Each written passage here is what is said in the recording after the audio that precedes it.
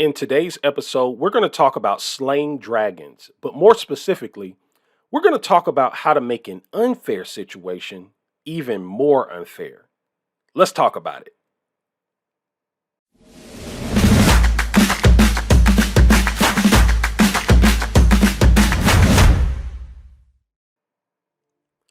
Please understand this undeniable fact. Life is not fair. It never has been, and it never will be. See, what you got to understand is this. In this hyper-competitive world that we live in, we must learn how to overcome competition in spite of the unfair cards that life can tend to deal to us from time to time. If you want to slay dragons, or when I say slay dragons, what I'm actually saying is if you want to learn how to accomplish things that many others may deem as being extraordinarily difficult or even impossible at times, right? That's what slaying a dragon is, right? If you want to be able to slay dragons, you must learn how to effectively respond to unfair situations. Again, life isn't fair, my friend, okay? But here's the beautiful thing. You have the capacity to flip an unfair situation that's not in your favor into an unfair situation that is in your favor. So I want to tell you a quick story, okay? When I was in college, I played football. I was a 3-time captain of my football team at Bethune-Cookman University. And I had a legitimate shot at going to the NFL before I broke my hand. My senior year. And but my story in football started back in high school. Okay. And what's interesting is to this day, people think that when they talk to me or when they see, especially if they see me and they see how big I am, they tend to think that I'm like this huge football fan, right? But my closest friends understand that, and they find it hilarious because I was really good at playing football. But I've never been like this, like a fan, right? I've never been like a huge fan. I've been a fan of players, but not necessarily a fan of just watching the sport in general. And so oftentimes there'll be big games going on and I don't even know that they're going on, okay? But back to the story, okay? I started playing football in high school, but I was a late bloomer. Right. So I didn't even start playing football. I didn't really know anything about football outside of maybe some video games before I started playing. And so I didn't start playing football. I tried out for football the second half of my 10th grade year. OK, so toward the end of my 10th grade year during spring tryouts, I just said, God put it on my heart to go out there. OK, so I go out. And when I go out on the field at this time in my life, I was probably 6 foot tall and I weighed 185 pounds. Okay. Now, if you know anything about football, somebody that size, there are different roles that they could play. They could be a quarterback. They can be a running back. They can be, typically a linebacker or maybe a defensive end or something like that. Right. But when I tried out for football, you know where they placed me? Okay. It's kind of comical to this day when I think about it. They placed me, when I tried out, they put me at 4th string offensive guard. Okay. Now, if you don't know football, you know those big guys that look like monsters that play on the offensive and defensive line? Well, they play on the offensive line. I was playing in that position, right? A position that I had no business being in based on my size and my build and all that stuff, right? Now, there's a whole backstory behind it. I don't have the time to go into it in this video. But it was an unfair situation that I walked into, right? They put me at 4th string. First off, I didn't even know that a 4th string even existed. Okay? But they put me at 4th string offensive guard. Unfair situation. All right? And by the grace of God, I ended up excelling in that position. Okay. And so I went from 4th string offensive guard, never playing football a day in my life, being put in an extraordinarily unfair situation by being at 4th string offensive guard, And I was able to go from there to, in my very first game, I started in my very first game as an offensive guard. Okay. And I was the captain. I was an A captain in my very first game. So I never played football before, and I was able to advance and excel in an unfair situation. I was able to flip an unfair situation that wasn't in my favor into an unfair situation that was in my favor. And by the grace of God, by the end of that season, I ended up being first team all county as an offensive guard in my very first year, right? Never having experience with football, but at the end of my very first high school season, I was a first team offensive guard in Cobb County, okay, which is one of the biggest counties in the Metro Atlanta area, okay. And at the time, I didn't realize that was a pretty big deal, but it was a pretty big deal to people. What was going on? I didn't even really know what that meant, because I never, again, I didn't follow sports like that, okay. And so I tell this story though, because it's important to understand that sometimes in life, you'll be put in situations that are not fair. Okay. And they can be unfair for a variety of reasons. You know, I like to say this, there's all types of isms that create unfair situations. There's racism, sexism, ageism. I mean, it's like all kinds of different isms out here that you can find yourself in life. But here's what I want you to understand is that if you are drawing breath on this planet, okay, I believe that is proof positive that you have within you the ability to flip an unfair situation that's not in your favor into an unfair situation that is in your favor. Okay. I just believe that, right? I believe that you have a greatness inside of you that you can tap into if you choose to tap into it.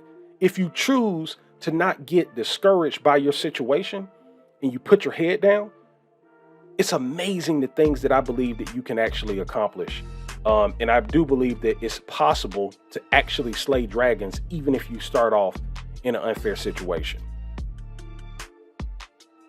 So for the remainder of this episode, what I'm going to do is I'm going to share with you 4 rock solid strategies that can help you slay dragons by flipping an unfair situation that's not in your favor into an unfair situation that is in your favor.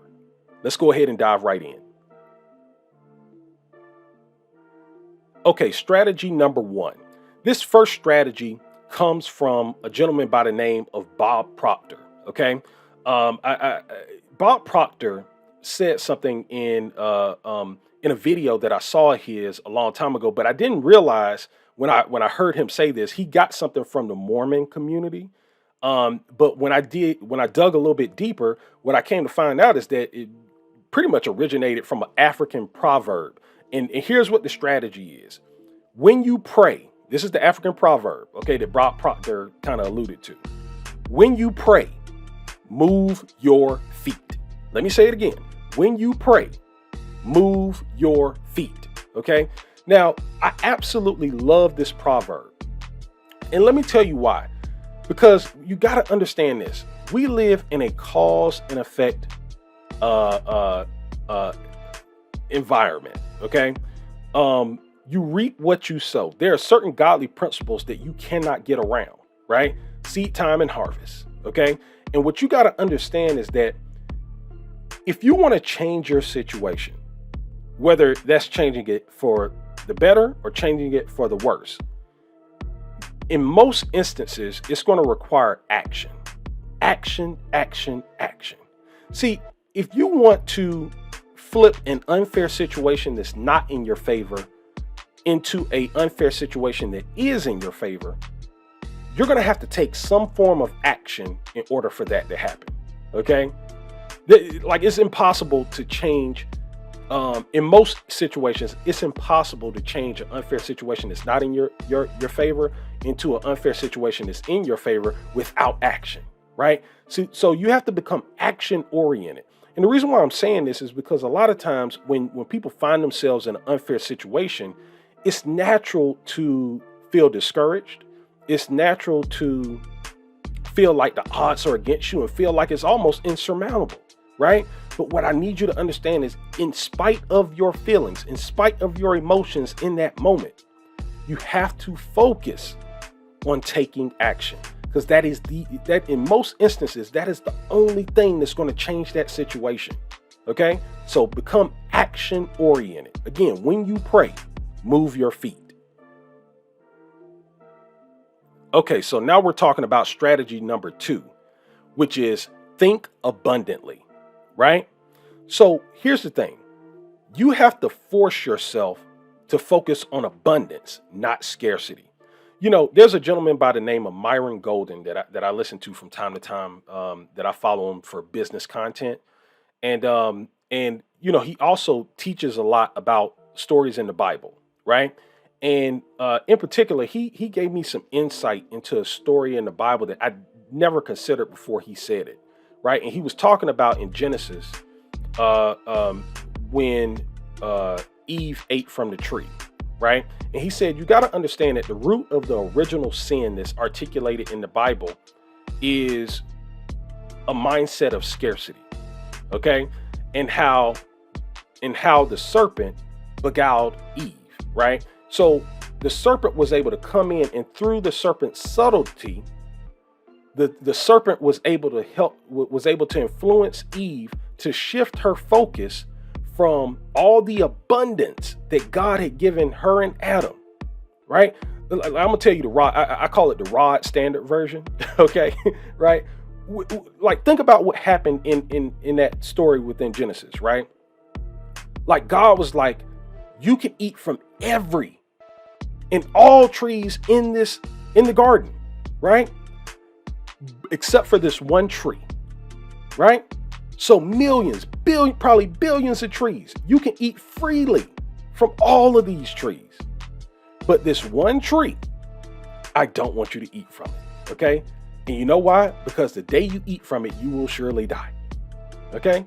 That's what it talks about in the Bible, right? And the serpent was able to trick Eve into shifting her focus from the abundance that she had into focusing on this one tree, scarcity, right? And so the reason why I'm talking about this is because if you want to flip an unfair situation that's not in your favor into an unfair situation that is in your favor, you have to focus on abundance. Okay, you have to. It's an absolute requirement, because if you focus on the scarcity of your situation, okay, it will weigh you down. Okay. And it will cause you to make decisions that are not in your best interest. Right. But if you have a more abundant mindset about your situation, now you'll be able to see that situation completely different, and it will lead you to take actions that are in your favor. It will lead you to take actions that will help you shift the nature of that situation. And then what may have started off as an unfair situation can be flipped into an unfair situation where you have the unfair competitive advantage. But it starts with you thinking more abundantly. Okay, now we're talking about strategy number 3. You need to outwork everybody. Now, look, I know in strategy number 1, we talked about action, taking action, right? See, taking action just gets you in the game, okay? like by taking action, you position yourself to at least be in the game, to change your situation, your unfair situation that's not in your favor, into being an unfair situation that's in your favor. You're in the game if you take action, right? But if you really want to gain a true competitive advantage, man, you have to have a mentality of outworking everybody. See, here's what you got to understand.